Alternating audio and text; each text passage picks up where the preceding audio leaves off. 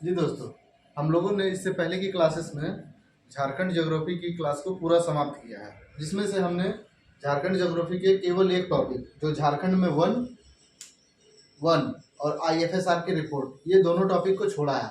और उसे हम लोग जब नई रिपोर्ट आएगी तो हम लोग उसके साथ उसे करेंगे, क्योंकि अब कुछ ही दिनों में एक नई रिपोर्ट आने वाली है। आईएफएसआर की एक नई रिपोर्ट आएगी, उसके बाद हम लोग उस टॉपिक को करेंगे। और एक टॉपिक बचा हुआ था हमारा, वो टॉपिक था झारखंड के जो मतलब भूगर्भिक संरचना से। तो उस टॉपिक को भी हम लोग उसी के साथ करेंगे, क्योंकि वो टॉपिक उतना महत्व नहीं रखता है एग्जाम के लिए, लेकिन हाँ आईएफएसआर की रिपोर्ट बहुत ही महत्व रखता है। तो हो सकता है कि हम लोग आईएफएसआर रिपोर्ट को अगर देखते हैं तो हो सके तो हिस्ट्री खत्म होने के बाद उसे हम कर देंगे। उसके लिए एक क्लास लगेगी और एक क्लास में आईएफएसआर की रिपोर्ट और झारखंड में वनों के प्रकार, ये दोनों हो जाएंगे। और हम लोग उसमें देखेंगे किस प्रकार से जो झारखंड में हमने आपको बताया था मकर रेखा, ये कर्क रेखा जो गुजरती है, और उसके बारे में बताया था आपको। कर्क रेखा उत्तरी गोलार्ध में 23.5 डिग्री अक्षांश में स्थित है, और वो झारखंड में दो प्रकार के वनों का निर्माण करती है। तो हम लोग ये सब उस दिन देखेंगे जब हम लोग झारखंड में वन और आईएफएसआर रिपोर्ट की दोनों को एक साथ ही कर लेंगे एक क्लास में। आइए हम लोग आज की क्लास को झारखंड के इतिहास से शुरू करते हैं। और हमने झारखंड के इतिहास के लिए झारखंड का आधुनिक इतिहास से शुरू किया, जहाँ पर हम लोग पढ़ेंगे सीधा यहीं से हम लोग शुरुआत करेंगे कि झारखंड में अंग्रेजों का आगमन, यहाँ से हम लोग पढ़ेंगे। और थोड़ा सा आपको हम आधुनिकता शब्द ये सब को हम थोड़ा सा डिफाइन करते हुए चलेंगे, ताकि आप थोड़ा सा समझ जाएंगे कि आखिर आधुनिक इसे क्यों कहा गया है। देखिए, आप बहुत से लोग आपको बताएंगे इतिहास को, आधुनिक इतिहास को दो स्टेजों में शुरू किया जाता है। पहला, जब औरंगजेब की मृत्यु होती है उसके बाद से माना जाता है कि आधुनिक मतलब भारत में आधुनिक काल की शुरुआत हो गई, एक औरंगजेब की मृत्यु के बाद। और दूसरा, जब बक्सर की युद्ध होती है, पलासी या बक्सर के युद्ध से माना जाता है। तो यही दोनों युद्ध मतलब पलासी के युद्ध से और एक औरंगजेब की मृत्यु के बाद माना जाता है। तो हम लोग जो अभी शुरुआत कर रहे हैं, तो ये समझिए हम लोग झारखंड अंग्रेजों के आगमन से कर रहे हैं। जब हम लोग आपको इंडियन हिस्ट्री पढ़ाएंगे तो हम आपको टोटल बताएंगे कि आधुनिकता का ऐसा मेन मतलब क्या होता है ना, रूढ़ियों का टूटना। ये चीज आप याद रखिए, आधुनिकता का मतलब होता है रूढ़ियों का टूटना। वो आधुनिक काल आज भी चल रहा है। अगर आज भी कोई लोग किसी गलत चीजों का विरोध करते हैं तो समझिए आज भी आधुनिकता चल ही रही है। ऐसा नहीं था कि औरंगजेब की मृत्यु हुई और लोगों ने अचानक सोकर उठा और देखा कि आधुनिक काल आ गया। नहीं, ऐसा नहीं होता है। और ना ही तो उस दिन हुआ कि पलासी का युद्ध हुआ और अगले दिन जब सोकर सब लोग उठे तो फिर देखे आधुनिक काल आ गया। ऐसा नहीं होता है। आधुनिकता का मतलब ये होता है रूढ़ियों का टूटना, पुरानी परंपराओं का टूटता हुआ चलना। परंपराएं टूटती रहेगी, आधुनिकता आती रहेगी। जैसा कि आप देखिएगा, हिंदू धर्म में जब रिवोल्यूशन लाई जाएगी तो वहां पे सती प्रथा को बैन किया जाएगा, जिसमें पति के मृत्यु के बाद औरतों को जिंदा जला दिया जाता था उसमें। तो ये सब कॉन्सेप्ट्स को वहां पे समाप्त किए जाएंगे। तो आप देखिए किस प्रकार से रूढ़ियां टूटेगी। और आज भी समाज में इसी प्रकार की विभिन्न रूढ़ियों को तोड़ने में सरकार लगी हुई है, और कुछ रूढ़ियों को जनता भी अपनी तरफ से समाप्त करती है। आपने जैसे कि मैं आपको बताऊंगा कि जब आपको मैं पॉलिटी पढ़ाऊंगा तो आपको बताऊंगा कि जो हमारे मौलिक कर्तव्य है उसमें एक जो हमारा मौलिक कर्तव्य आर्टिकल मतलब भाग 4A में आर्टिकल 51A के तहत है। आर्टिकल 51A में जो है उसमें हम आपको बताएंगे कि जो 11 मौलिक कर्तव्य है उसमें से एक मौलिक कर्तव्य ये भी है कि उन परंपराओं का विरोध करना जो कि समाज के लिए अनुकूलित नहीं है। तो आप सोचिए कि उसे संविधान में भी रखा गया है। तो आधुनिकता को अपनाना, आधुनिकता शब्द को साफ मतलब होता है कि रूढ़ियों का टूटना और नई चीजों को अपनाना। तो आइए हम लोग आधुनिकता शब्द को तो थोड़ा सा डिफाइन कर ही दिए हैं, और आपके जो इनसे जो और भी डाउट्स बन रहे होंगे तो उस दिन हम लोग जब भारत का आधुनिक इतिहास पढ़ेंगे तो हम लोग उस दिन डिटेल में इस पर चर्चा करेंगे। आप फिलहाल यहाँ पर एक ही लाइन पे याद रखिए, आधुनिकता का मतलब होता है पुरानी रूढ़ियों का टूटना और नई चीजों का समाज में समावेशन होना और उसे अपनाना, यही होता है। अब देखिए, झारखंड में अंग्रेजों का आगमन, इससे पहले हम आपको एक युद्ध के बारे में सिर्फ चर्चा करेंगे। आज सिर्फ हम एक युद्ध के बारे में चर्चा करेंगे, वो था बक्सर का युद्ध, जो पलासी के बाद हुआ था। पलासी युद्ध के बाद होता है बक्सर का युद्ध। और बक्सर कहाँ पे है? बिहार में, बिहार का स्थान है। तो बक्सर का जो युद्ध होता है ना, तो उसमें अंग्रेज विजय होते हैं। और अंग्रेज जब जीतते हैं तो देखिए वो तीन लोगों की संयुक्त सेना को हराते हैं। पहला मुगल सेना, ये तीनों की एक संयुक्त सेना रहती है, जिसमें से मुगलों की सेना, जिसमें फिर अवध की सेना, जो अवध अवध प्रांत रहता है, ये उत्तर प्रदेश का अवध प्रांत, एक उसकी सेना और एक बंगाल की सेना, इन तीनों ही सेनाओं के संयुक्त रूप से अंग्रेजों के द्वारा हरा दिया जाता है। और उसके बाद जब ये युद्ध को हराया जाता है इन तीनों की सेनाओं को, तब इलाहाबाद में, यानी जो वर्तमान का आज प्रयागराज है, वहाँ पे 2 संधि होती है। और ये दोनों ही संधियाँ एक ही मतलब 4 दिन के आगे पीछे होती है। तो उसका मैं डेट यहाँ पे लिख दे रहा हूँ, ठीक है। आप सिर्फ यही डेट को याद रखिए, ऐसा नहीं कि 12 अगस्त और 16 अगस्त आपको दोनों याद रखना है, नहीं, सिर्फ यही डेट आप याद रखिए। और यहाँ पर 2 संधि की जाती है, जिसके तहत अब जैसे जो ये जो क्षेत्र रहता है, झारखंड, बिहार, बंगाल, आप सीधा समझिए ना, बिहार, बंगाल और उड़ीसा, इन तीनों ही राज्य जो उस समय के जो तत्कालीन राज्य थे, इन तीनों ही राज्य का दीवानी प्रबंधन, मतलब दीवानी यानी कि टैक्स उगाने का अधिकार अंग्रेजों को दे दिया जाता है। और जब अंग्रेजों को इन क्षेत्रों का अधिकार दे दिया जाता है टैक्स उगाही करने का, तभी अंग्रेजों की यहाँ पर फिर से एंट्री होती है। इन सभी मतलब इन सभी क्षेत्रों के जो क्षेत्रीय राजा रहते हैं उन पर इनका आक्रमण शुरू होता है। और देखिए इसी डेट पे और इसी डेट से बंगाल, बिहार और उड़ीसा की दीवानी अंग्रेजों को प्राप्त होती है इलाहाबाद की संधि से। और इलाहाबाद की संधि से प्राप्त होने के बाद देखिए झारखंड, जो वर्तमान झारखंड है, और बिहार, ये सब पहले बंगाल प्रोविंस में रहते हैं, मतलब बंगाल राज्य का हिस्सा रहते हैं। और बंगाल राज्य जो आज का आप देख रहे हैं वो इतना छोटा पश्चिम बंगाल नहीं था, पूरा बांग्लादेश, पूरा बंगाल, पूरा बिहार, पूरा उड़ीसा, पूरा झारखंड, मतलब कंप्लीट जो आप मैप में वो क्षेत्र जो देखते होंगे, आपके पास जो मैप अभी होगा उस मैप में आप देखिए बांग्लादेश, बिहार, झारखंड, पश्चिम बंगाल और असम के भी कुछ असम के पार्ट, त्रिपुरा जो है वो, और ये सभी मिलकर एक राज्य कहलाते थे बंगाल।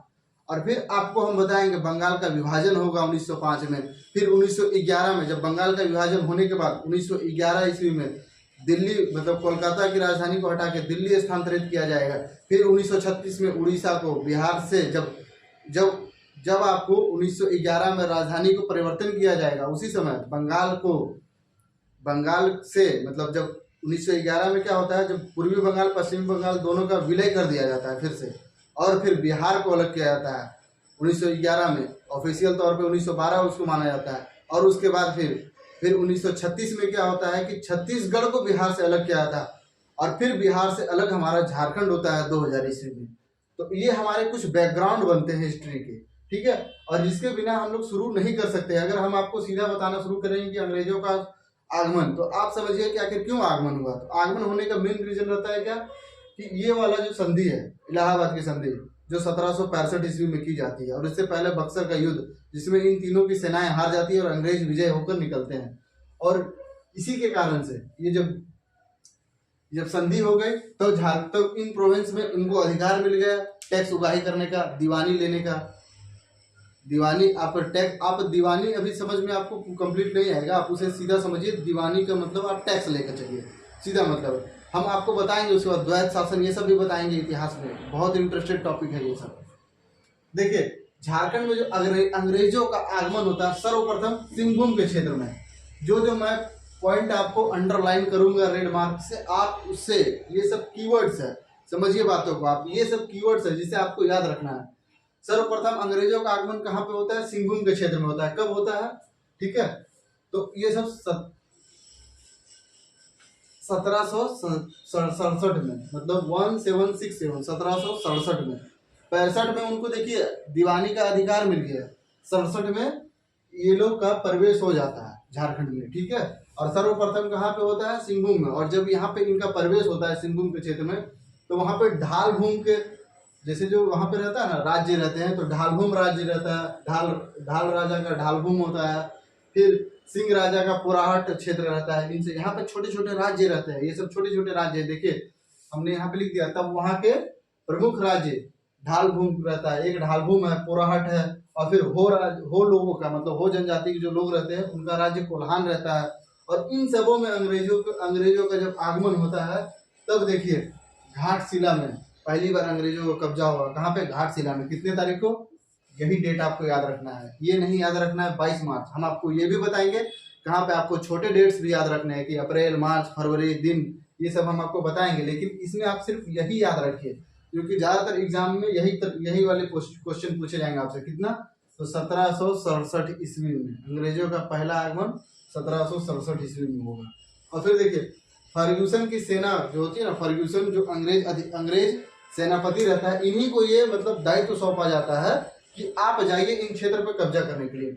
तो जब ये आते हैं तो आने के बाद जो ढाल भूमि का राजा जगन्नाथ ढाल रहता है, इनको वो पराजित करते हैं और नीमू ढाल को, यहाँ पे लिख दिए नीमू ढाल, उसे वो राजा नियुक्त कर देते हैं। और यहीं से जब आप देखिएगा इतिहास में, हम आपको रिवोल्यूशन भी पढ़ाएंगे कि जनजातीय विद्रोह कितने हुए, कितने नहीं हुए, और क्यों, इनके मेन रीजंस क्या थे, वो सब भी हम आपको बताएंगे। तो होता क्या है ना, इस समय जब जगन्नाथ ढाल को हटा दिया जाता है, उनको पराजित करके, और नीमू ढाल को वहां का राजा नियुक्त कर दिया जाता है, तब जो जगन्नाथ ढाल है ना, ये आप पढ़िएगा इतिहास में, झारखंड का पहला विद्रोह जगन्नाथ ढाल के द्वारा इसी समय किया जाएगा, इनके पराजित हो जाने के बाद। और ये विद्रोह ये लगातार 10 साल तक करते रहेंगे अपने राज्य में अंग्रेजों के खिलाफ, जिससे तंग आकर अंग्रेज फिर से नीमू ढाल को वहां से अपनी गद्दी से हटा देंगे और फिर जगन्नाथ ढाल को दोबारा वहां का राजा नियुक्त करेंगे।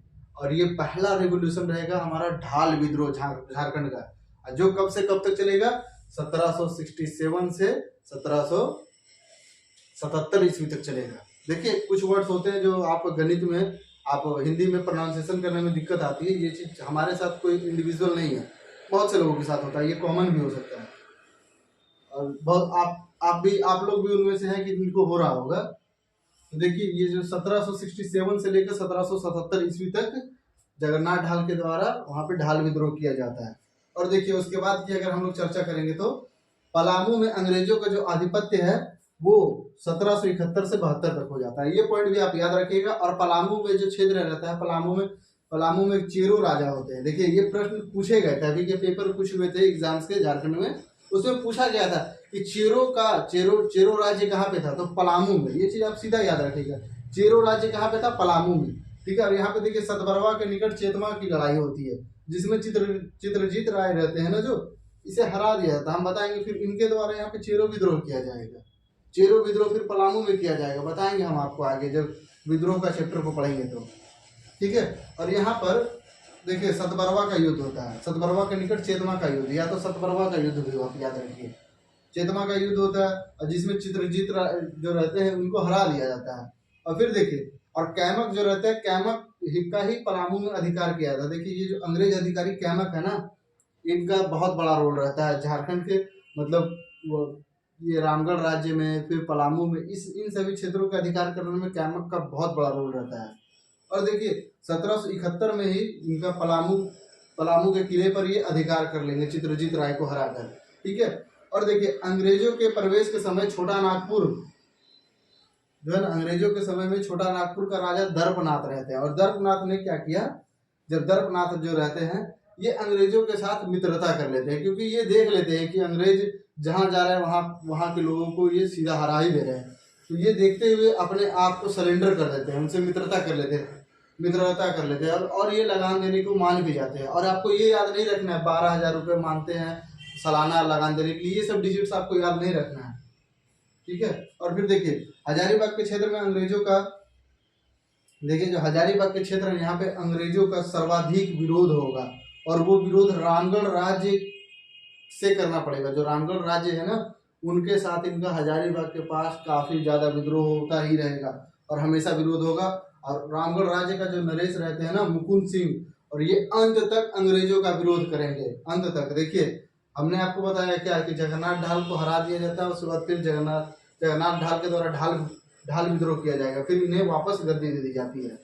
और फिर उसी तरह हमने बताया चेतमा का युद्ध, हमने पलामू पर भी अधिकार बताया 1771, यहाँ पे पलामू के किले पर दर्पनाथ जो रहते हैं वो तो सीधा अंग्रेज, जो नागपुर के जो छोटा नागपुर के राजा रहेंगे, ये सीधा अंग्रेजों के साथ मित्रता ही कर लेते हैं। और फिर क्या होता है कि रामगढ़ राज्य के जो मुकुंद सिंह है ना, ये पॉइंट बहुत इंपॉर्टेंट है कि ये अंत तक अंग्रेजों का विरोध करेंगे ना। और फिर देखिए, और फिर अंत में क्या होता है, 1772 ईस्वी में रामगढ़ पर भी अंग्रेजों का अधिकार हो जाता है, रामगढ़ राज्य में। और देखिए जो तेज सिंह है ना, तेज सिंह को रामगढ़ का राजा घोषित कर दिया जाता है। जो तेज सिंह है, देखिए ये जो तेज सिंह है, यहाँ पे आप देखिए, मैं थोड़ा आगे आ गया था, यहाँ तेज सिंह लिखा हुआ है। तेज सिंह को अंग्रेजों के द्वारा यहाँ पे राजा घोषित कर दिया जाता है, तेज सिंह को। और जब राजा इन्हें घोषित कर दिया जाता है तो ये क्या करते हैं, अपनी राजधानी को परिवर्तित कर लेते हैं। और इचाक जो रामगढ़, जो मतलब अभी वर्तमान में शायद वो हजारीबाग के क्षेत्र में आता है, और वो इचाक में ये इन्होंने अपनी नई राजधानी बनाते हैं। जो तेज सिंह है ये इचाक को अपनी नई राजधानी बनाते हैं। ये प्रश्न पूछा गया है कि तेज सिंह अपनी राजधानी कहाँ पे बनाते, तो वो इचाक में बनाते। मैं यहाँ पे लिख दे रहा हूँ, देखिए मैं कुछ ही पॉइंट्स को लिखता हूँ बोर्ड में, और आपको भी पता है वो बहुत इंपॉर्टेंट पॉइंट है, इचाक। ठीक है, मैं यहाँ पे लिख दिया हूँ इचाक, ऊपर एरो करके। आप समझ जाइए कि तेज सिंह की राजधानी कहाँ पे रहती है, इचाक में, जो यही बनाते हैं अपनी राजधानी। फिर देखिए 1773 में रामगढ़, ये पॉइंट बहुत जरूरी है, ठीक है। ये देखिए 1773 में क्या होता है ना, रामगढ़, ये देखिए रामगढ़, पलामू और छोटा नागपुर खास, इन तीनों जगहों को मिला दिया जाता है और मिलाकर रामगढ़ जिले का गठन किया जाता है। ठीक है, कब, 1773 में। ये पॉइंट बहुत जरूरी है। और एक देखिए यहाँ पर एक ही हमने अभी लिखा है, राजवंश की स्थापना से अभी एक लिखा है। जब हम लोग प्राचीन भारत के इतिहास को पढ़ेंगे ना, तो हम आपको वहां से रिलेट करते हुए बताएंगे। जो विक्रम सिंह रहते हैं वो सरायकेला राज्य की स्थापना करते हैं, विक्रम सिंह।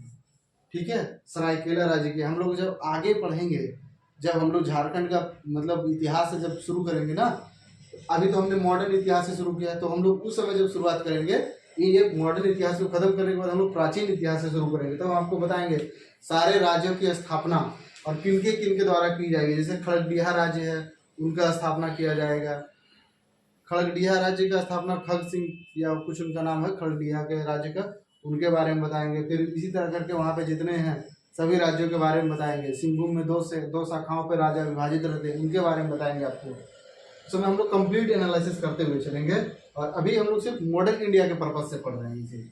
देखिए झारखंड में प्रशासन हेतु बृहद योजना बनाई गई। जैसे झारखंड में इन सभी क्षेत्रों को अब अंग्रेजों ने जीत लिया, तो यहाँ की प्रशासन व्यवस्था को आखिर चलाने के लिए अंग्रेजों ने एक योजना बनाई। और योजना जो है किसके द्वारा बनाया गया, ये प्रश्न आ सकता है आपके एग्जाम में। रॉबर्ट ब्राउन के द्वारा बनाया गया कि जो हम लोगों ने झारखंड को, इतने बड़े क्षेत्र को आखिर जीत लिया है, तो हमें यहाँ पे प्रशासन किस प्रकार से चलाना है, इस पर एक योजना बनाई जाती है, और वो रॉबर्ट ब्राउन द्वारा बनाया जाएगा। ये चीज आपको याद रखना है।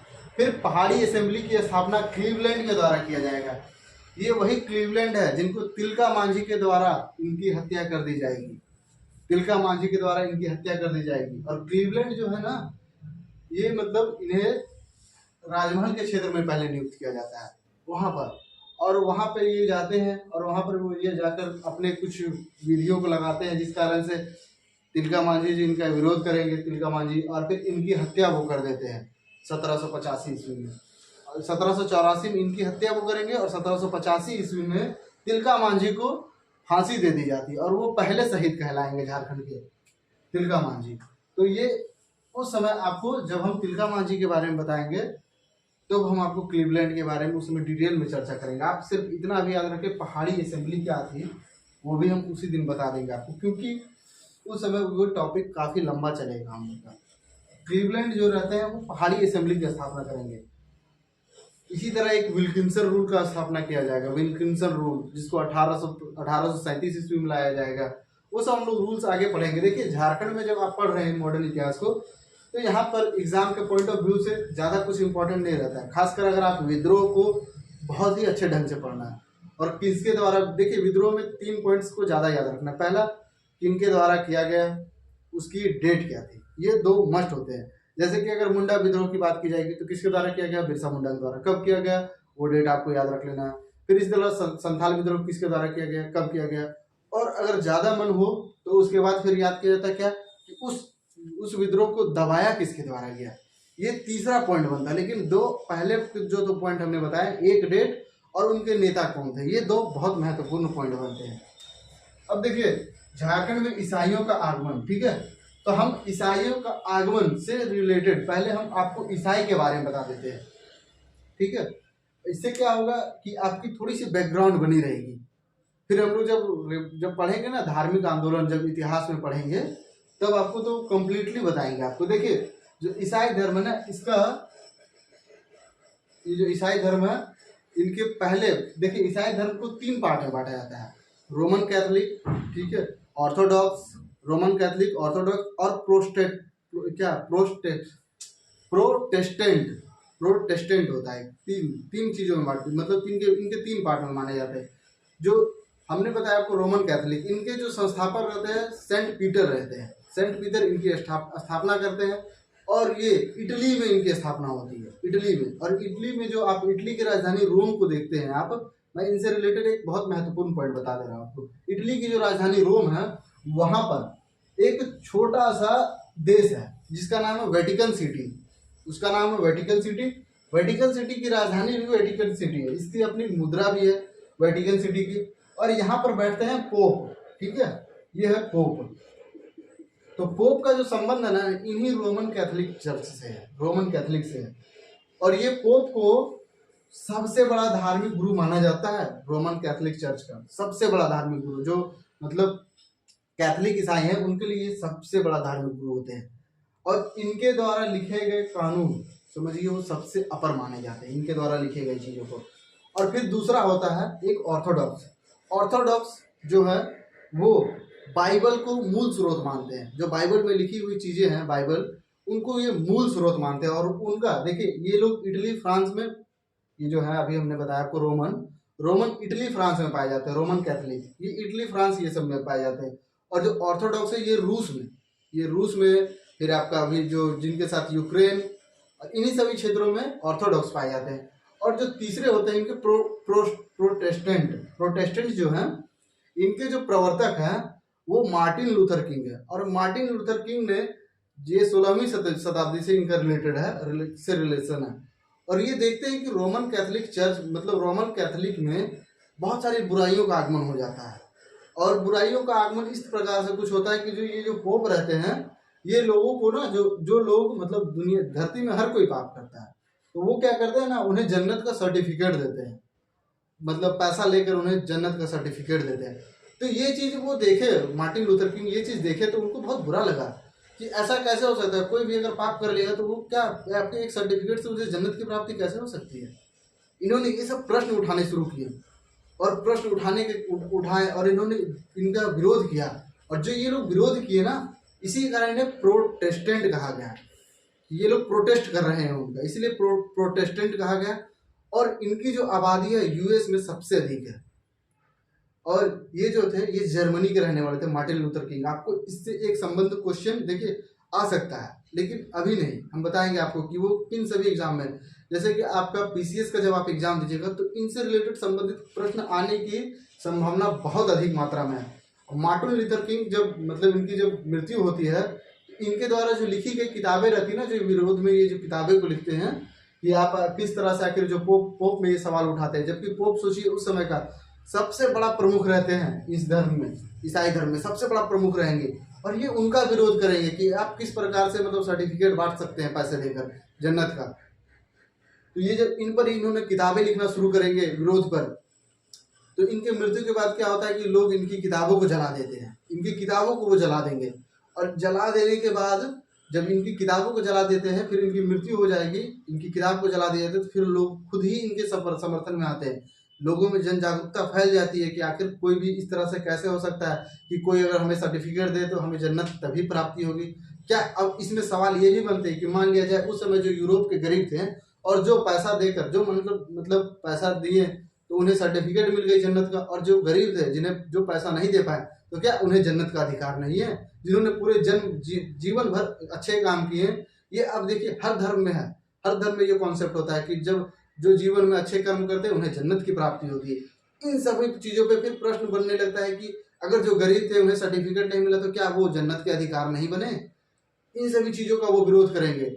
और इसीलिए मार्टिन लूथर किंग, इनका जो नाम है ना, ये मार्टिन लूथर किंग, ये बहुत इंपॉर्टेंट नाम है इतिहास में। और ये जब इनका विरोध कर देंगे फिर इन्हीं से प्रोटेस्टेंट का मतलब उदय होगा ईसाई धर्म में। और इनकी मूल आबादी यूएस में पाई जाएगी, हमने अभी बता दिया था आपको। अब आइए, एक बार आपके दिमाग में थोड़ा सा खिचड़ी पक गया होगा, मैं समझ सकता हूँ, लेकिन ये सब खिचड़ी को हम लोग खत्म कर देंगे आगे की क्लास में। जब हम लोग इतिहास को पढ़ेंगे ना, तब हम आपको पूरी तरह से ये खिचड़ी समाप्त कर देंगे।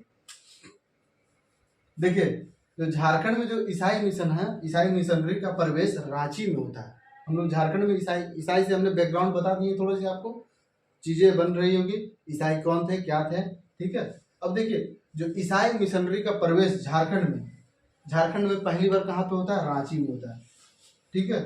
और रांची में होता है, और ये 2 नवंबर को 1985, ये डेट आपको याद रखना, 2 नवंबर 1945, ठीक है। 2 नवंबर 1845, हम 1945 कह दे रहे थे। 2 नवंबर 1845 ईस्वी में इनका आगमन होता है, इस मिशन का। और इस मिशन का जो नाम रहता है, ये नाम भी आपको याद रखना है, गॉसनर मिशन। गॉसनर मिशन के द्वारा ही इनका आगमन होता है। कब? तो 2 नवंबर 1845 को रांची में। और इस समय रांची के जनरल औसले रहते हैं, आपको उनका नाम याद नहीं रखना है, ठीक है। अब देखिए गॉसनर मिशन के जो संस्थापक रहते हैं, इस मिशन के संस्थापक वो हैकरलिन गॉसनर मिशन के संस्थापक रहते हैं, ठीक है, हैकरलिन। और देखिए जो बैथो सदा है ना, बैथो सदा की स्थापना की जाती है, मतलब इनके द्वारा जो पहली चर्च की स्थापना की जाती है वो बैथो सदा। देखिए ये चर्च नहीं रहता पहले, ये एक संस्था रहती है बैथो सदा।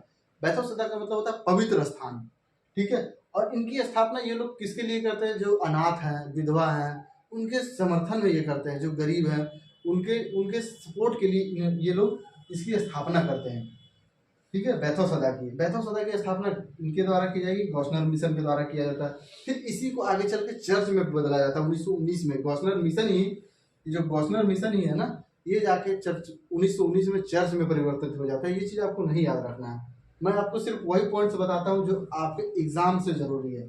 और देखिए फिर जब बैथो सदा की स्थापना हो जाती है, और ये स्थापना रांची में होता है, ठीक है, ये देखिए रांची में होता है, हमने यहाँ पे लिख भी दिया है। फिर देखिए हजारीबाग मिशन जो है ना, हजारीबाग मिशन की स्थापना कब होती है, 1884 ईस्वी में। और 1851 ईस्वी में चाईबासा मिशन की स्थापना होती है। इसी प्रकार से विभिन्न और भी बहुत सारे मिशन का स्थापना होता है, लेकिन आपको ये 2 डेट बहुत महत्वपूर्ण है, एक हजारीबाग और एक चाईबासा, ये दोनों मिशन आपके लिए बहुत जरूरी है। और उसके बाद देखिए लुथियन चर्च का जो होता है ना, देखिए हमने आपको बताया अभी, हमने बताया आपको चर्च के मतलब हमने बताया आपको मतलब ईसाई धर्म के प्रकार, उसी से रिलेटेड ये तीनों चर्च भी रहते हैं। गॉसनर मिशन अलग रहता है, ये चर्च जो लुथियन चर्च है ये अलग मिशन का रहता है। तो देखिए हम लोग फिर से चर्चा करेंगे जब हम लोग ईसाई धर्म को भारत में पूरी तरह से प्रवेश पढ़ेंगे, जब 1913 के चार्टर्ड एक्ट में उन्हें परमिशन मिल जाएगी ईसाई मशीनरियों का यहाँ पे आकर प्रचार करने का, तो उनकी एक एक विधियों को बताएंगे कि किस तरह से उन्होंने लोगों को अपनी ओर आकर्षित किया। देखिए हजारीबाग मिशन बता दिया हमने आपको, हजारीबाग मिशन बताया, फिर ये चाईबासा बताया, लुथियन चर्च का शिलान्यास बता दिया आपको। जो जो इंपॉर्टेंट चीजें मैं वो उसे बता दे रहा हूँ आपको, ठीक है। फिर रोमन कैथोलिक कौन से थे, अभी हमने आपको थोड़ी देर पहले पूरा डिटेल में इस पर चर्चा की आपको, तो आप एक बार रिपीट कीजिए। रोमन कैथोलिक कौन थे, इनके संस्थापक सेंट पीटर, कहाँ पे, इटली में, कहाँ पे, रोम में हमने बताया। वेटिकन सिटी में पोप कौन होते हैं, तो ये रोमन जो है इनके सबसे धार्मिक प्रमुख होते हैं, ठीक है। देखिए अब इंसाइक्लोपीडिया ऑफ मुंडारी के लेखक फादर हॉफमैन रहते हैं। ये पॉइंट्स आपको बहुत इंपॉर्टेंट है, ठीक है, ये पॉइंट आपके बहुत इंपॉर्टेंट है, ये बहुत बार एग्जाम में आया है कि इंसाइक्लोपीडिया ऑफ मुंडारी के लेखक कौन है, ठीक है। हम आपको इन किताबों से रिलेटेड, देखिए अब इतिहास में आए तो इतिहास से कुछ संबंधित किताब वगैरह का भी नाम हम आपको पर डे 2-2 किताब का नाम यहाँ पे लिखते चलेंगे किनारे में, और आपको बताते चलेंगे। इससे क्या होगा, आप पे बर्डन नहीं पड़ेगा। जिस तरह हमने ज्योग्राफी की क्लासेस शुरू की थी, उसके बाद हमने आपको एक दिन में 5-5, 6-6 मिशन को बता दिया था, नीतियों को बताया था डेट के साथ, आपने उसको अच्छे से याद किया होगा। और उसके साथ क्या होता है कि आपको जब चीज़ें धीरे धीरे दी जाती है तो आप अच्छे से उसको एब्जॉर्ब भी कर लेते हैं। देखिए इसी तरह हमने यहाँ पे आज 2 किताबों को हमने यहाँ पे बनाया है। एक इंसाइक्लोपीडिया ऑफ मुंडारी के लेखक फादर हॉफमैन रहेंगे। अब फादर हॉफमैन का योगदान बहुत ज़्यादा रहेगा झारखंड में उनका बहुत ज़्यादा योगदान रहेगा। हमने बताएंगे आपको CNT में भी इन्हीं का योगदान रहेगा, फादर हॉफमैन का ही। CNT एक्ट जब बनाई जाती है 1908 में, जिसे लागू किया जाएगा झारखंड में, फादर हॉफमैन का ही हाथ रहता है। मुंडा जनजाति के लिए बहुत कुछ करेंगे, मुंडा जनजाति के लिए ये बहुत मतलब इनका योगदान रहता है मुंडा जनजाति में। फिर देखिए संथाली शब्दकोश के लेखक, संथाली अंग्रेजी शब्दकोश, यानी जो डिक्शनरी हम लोग पढ़ते हैं हिंदी इंग्लिश डिक्शनरी, उसी तरह देखिए संथाली इंग्लिश डिक्शनरी जो बनाते हैं वो कैंपबेल के द्वारा बनाया जाता है। देखिए चीज़ों को हम आपके सामने स्पष्ट कर देते हैं। आप जैसे शब्दकोश बहुत लोग नहीं भी समझ सकते, हमने आपको डिक्शनरी का एग्जांपल दे दिया, हिंदी इंग्लिश डिक्शनरी जो रहती है, इंग्लिश को हिंदी में बदल दे, उसी तरह है संथाली को इंग्लिश में बदलने वाली डिक्शनरी कैंपबेल के द्वारा लिखा जाता है। और संथालों का देवदूत किसे माना जाता है, तो कैंपबेल को देवदूत माना जाता है। अब देखिए जब ईसाई धर्म का आगमन हुआ तो जाहिर सी बात है कि इनमें लोगों को परिवर्तन भी किया गया होगा ईसाई धर्म में। तो झारखंड में जो ईसाई धर्म में परिवर्तन किया गया, सबसे अधिक देखिए खड़िया जनजाति का सबसे अधिक परिवर्तन किया जाता है ईसाई धर्म में, फिर उसके बाद मुंडा, फिर उरांव, ये तीनों जनजातियों का सर्वाधिक मतलब किया जाता है। जिसमें से देखिए हम यहाँ पे लिख देते हैं, ठीक है, खड़िया, खड़िया जनजाति का ईसाईकरण सबसे अधिक है। देखिए खड़िया सबसे ज्यादा है, उसके बाद फिर मुंडा, ठीक है, मुंडा, उसके बाद फिर है उरांव। ये जो तीनों जातियां हैं, तीनों जनजातियां हैं, इनकी सबसे अधिक, खड़िया का तो यहाँ तक ना लगभग आपको देखिए जो 67% के आसपास हुआ है। समझिए आप 100 लोगों में 67 लोग ईसाई धर्म को अपना लिए हैं। उसी तरह से मुंडा में लगभग 30% है। फिर उरांव में लगभग नहीं, मुंडा में जो लगभग 27% हो जाता है। ये देखिए गलत लिख दिए, ठीक है, नहीं पहले उरांव फिर मुंडा। उसी तरह से देखिए पहले खड़िया का लगभग कितना 67%, उरांव का लगभग 30%, 100 में 30 लोग, मुंडा का लगभग 27%, लगभग मुंडा जनजाति का 27% ईसाईकरण किया गया झारखंड में। और फिर इसी तरह सबसे कम होगा आपका संथाल में लगभग 6%, हो में लगभग 2% लगभग 1.8% के आसपास 2% रहता है उनका। और देखिए ईसाई धर्म को लोगों ने अपनाना आखिर शुरू क्यों किया? अब एक सवाल बहुत जरूरी बनता है कि आखिर क्या ऐसी मतलब नीतियां थी जिस कारण से लोगों ने उसे स्वीकार करना शुरू किया। तो देखिए अंग्रेजों के द्वारा नीतियां लाई गई। जब 1813 ईस्वी में झारखंड में जब ईसाइयों का प्रवेश की पहली परमिशन दी जाएगी ईसाई मशीनरियों का 1913 में, ये एक चार्टर एक्ट था, 1913 का चार्टर एक्ट, ये इतिहास में हम पढ़ाएंगे आपको।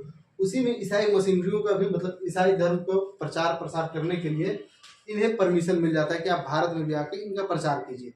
तो क्या होता है कि जब ये लोग प्रचार करने आते हैं झारखंड में, इसी तरह पूरे भारत में आए, पहले भारत में 1913 में परमिशन मिल गई, उसके बाद 1900 मतलब आप देखिए 1813 में झारखंड भारत में प्रवेश मिलता है, और इसी के क्रम में 1845 तक ये झारखंड में इनका प्रवेश होता है। तो उससे पहले की कुछ नीतियां आ जाती है, जैसे क्या कि अगर कोई भी ईसाई धर्म को अपना लिया है तो उसे सरकारी नौकरी पहले मिलेगी। और लोग देखिए तब भी सरकारी नौकरी के लिए जी तोड़ मेहनत करते हैं और आज भी कर रहे हैं। तो उस समय इन्होंने बोला कि जो ईसाई धर्म को अपना लेंगे हम उसे ईजिली मतलब क्या बोलते हैं, थोड़ी कम मतलब क्राइटेरिया को फिलअप करते फिर भी हम उसे पहली जॉब देंगे। और फिर उन्होंने दूसरी नीति लाई क्या कि पैतृक संपत्ति पर अधिकार को लेकर आया। बोले क्या कि अगर जो ईसाई धर्म को अपना लेता है तो उसे पैतृक संपत्ति पर अधिकार मिल जाएगा, मतलब पिता की मृत्यु के बाद उनके संतान को वो ट्रांसफर कर दिए जाएंगे। और लेकिन जो नहीं थे उनके लिए अलग कानून था। और फिर जो उनके बाद तीसरी जो परंपरा बनती है इनका, ये तो 2 हो गई, और फिर तीसरा ये लोग एक और नीति को लेकर आते हैं, ठीक है। और वो नीति मैं अभी थोड़ा सा ध्यान से निकल गया है, फिलहाल 2 ही अभी मतलब ध्यान में आया, एक और आ रही थी फिर बताने के चक्कर में वो चला गया पीछे। तो ये जो 2 नीतियां जो थी इसके कारण लोगों ने काफी आकर्षित हुए इनके प्रति, और लोगों ने फिर ईसाई धर्म को अपनाना शुरू किया। इन लोगों का मानना था कि जो ईसा हैं वो आपकी सारी दुविधाओं को दूर कर देंगे, सारी समस्याओं को दूर कर देंगे। फिर इसी धर्म से विचलित होने के कारण, इसी धर्म पे विचलित होंगे, इनकी नीतियों से विचलित हो जाते हैं बिरसा मुंडा, तब जाकर वो विद्रोह करेंगे ईसाइयों के प्रति, इनका विद्रोह शुरू होगा फिर। तो ये 2 नीतियां आप पहले याद रखिए कौन सी, हमने आपको बताया, पहला पैतृक संपत्ति पे अधिकार, फिर उसके बाद कौन सी थी एक और जो हमने बताया था आपको शिक्षा से संबंधित की कम एजुकेशन क्राइटेरिया में उनको पहली जॉब दी जा रही थी। 2 क्राइटेरिया उनके लिए सबसे महत्वपूर्ण था, और जिसके कारण ये लोग भारत में ईसाई धर्म का प्रचार प्रसार करना शुरू करते हैं।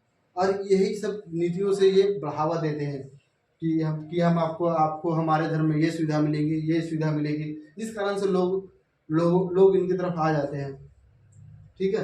तो आपको मेनली अभी देखिए वो सब चीज़ें याद नहीं रखना, हम जब पढ़ाएंगे 1813 का चार्टर एक्ट, ईसाई नीतियाँ ये सब पढ़ाएंगे, तो आपको हम पूरी डिटेल चर्चा करेंगे उसमें, हम लोग पूरी एक्सप्लेन से पढ़ेंगे उसे। तो आपको फिलहाल क्या क्या याद रखना है, झारखंड में ईसाई आगमन, ठीक है। पहला पहला क्या, ये भी आपको याद नहीं रखना है, पोप वगैरह के बारे में अगर आपको नहीं भी याद रहता तो कोई दिक्कत नहीं है, वो आगे चल के हम आपको ऐसे ही पढ़ाएंगे। देखिए झारखंड में जो ईसाइयों का आगमन है, ईसाई मशीनरी का आगमन सबसे पहले कहाँ पे होता है, रांची में। कब? 2 नवंबर 1845 वॉशनर मिशन के द्वारा, ठीक है। पहला पॉइंट आपको याद रखना है। दूसरा, इसके संस्थापक से प्रश्न आने की संभावना कम है, लेकिन आपको याद रहता है तो ज्यादा बेहतर है, ठीक है। बेथोसदा की स्थापना कब की जाती है? 1845, 1 दिसंबर 2 नवंबर को आए हैं। उनके आने के ठीक 29 दिन बाद यानी 1 दिसंबर को क्या मनाया जाता है? एड्स दिवस, याद रहे दिवस में भी, ठीक है। और देखिए कब? 1 दिसंबर 1885 को बेथोसदा की स्थापना कहाँ पे? रांची में की जाती है। हजारीबाग मिशन की स्थापना 1884 में, चाईबासा मिशन की स्थापना 1851 ईस्वी में, लुथियन चर्च की स्थापना 1855 में। 1855 में झारखंड में एक विद्रोह भी होता है, थोड़ा तेजी से कर रहे हैं, ठीक है। 1855 में झारखंड में एक विद्रोह होता है, संथाल विद्रोह, जिसके बारे में आपको हम बताएंगे विद्रोह के चैप्टर में। फिर उसके बाद रोमन कैथलिक मिशन 1869, ठीक है। इंसाइक्लोपीडिया ऑफ मुंडारी के लेखक फादर हॉफमैन, सीएनटी से भी इनका संबंध है, ठीक है। और ये कैंपवेल है, संथालों का अग्रदूत, संथालों का जनक लुगुबुरु को माना जाता है। और फिर ये जो है मतलब ये संथाली अंग्रेजी शब्दकोश के लेखक कौन है? कैंपवेल को क्या माना जाता है? संथालों के देवदूत, संथालों का जनक कोई और है, इनको देवदूत माना जाता है, ठीक है।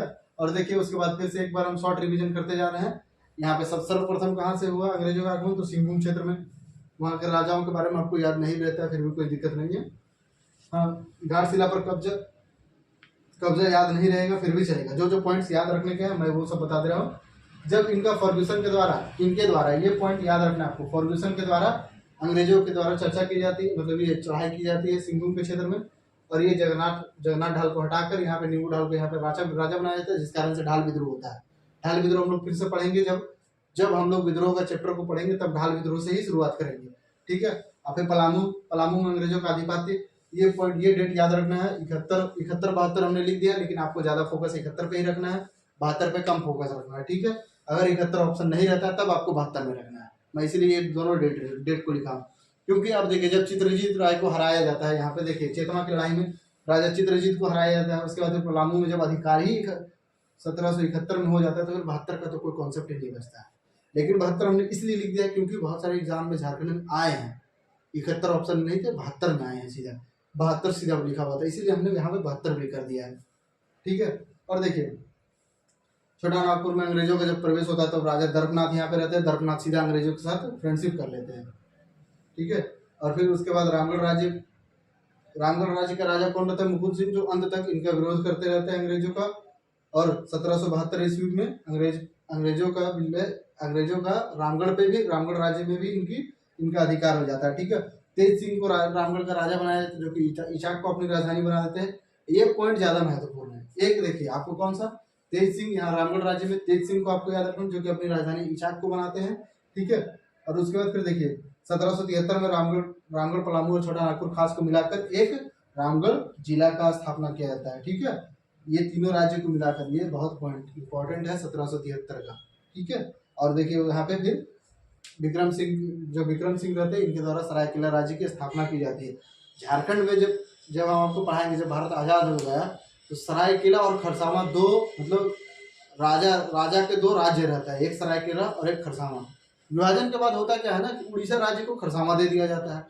खरसावां के लोग चाहते हैं कि हम झारखंड के साथ रहेंगे, इस कारण से वहाँ पे आप पढ़िएगा, जब इतिहास को हम आपको पढ़ाएंगे तो बताएंगे एक डेट, 1 जनवरी, ठीक है, जब हम लोग सब एक दूसरे को हैप्पी न्यू ईयर बोलते हैं, ये डेट को, ठीक है।